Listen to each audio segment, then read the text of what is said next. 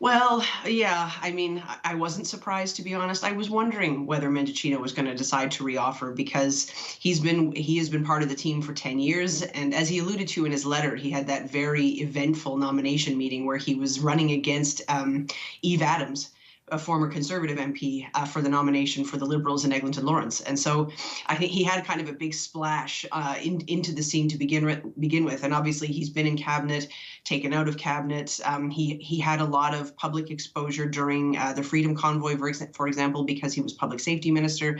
And so I think, he's got a lot of name recognition. And also, I think it's important to note, like, a lot of respect shown toward him in the last number of hours after he's announced that he won't reoffer. A lot of people in the Liberals are coming onto social media and making statements to the media about how much respect they have for him. And so I think even though he's not a cabinet minister anymore, and even though this might not be, this isn't the same as, in terms of impact for Chrystia Freeland walking out the door, that kind of thing.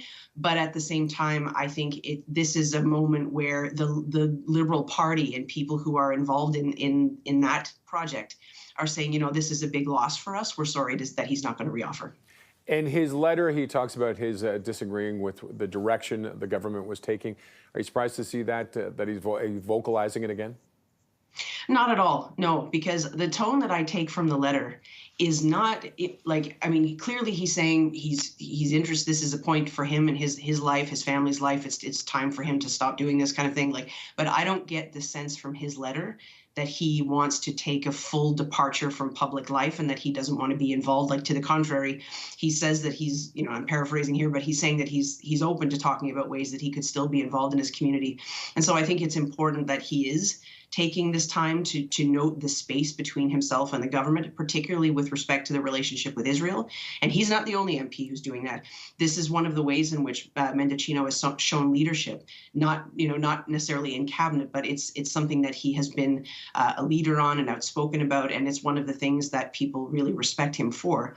And so I'm not surprised that he does draw attention to this. And again, he's not making it about the prime minister. He's not saying that he doesn't agree with the prime minister's leadership across the board, but he is making a point of drawing attention to this issue that's obviously extremely important to him. Are we going to see similar announcements over the next little while? Probably, because they have to, regardless of what kind of decisions the prime minister makes about managing the details of the next days, weeks, months, fill in the blank.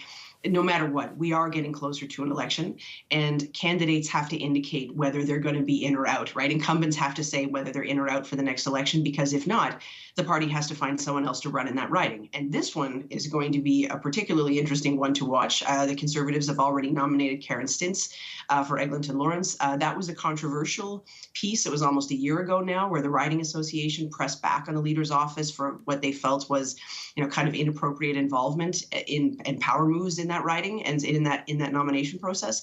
And so I think, that's one thing to watch in terms of what happens in that riding. This is going to be a riding to watch for me, for sure. But also, I think, as the more we get close to an election, the more the incumbents are going to have to make up their mind, if they haven't already, about whether they're going to reoffer, because the party will have to move to put someone in to replace them if they don't. Okay. Lori, thank you as always for your insight. Thank you too. Take care. Lori Turnbull is our political analyst.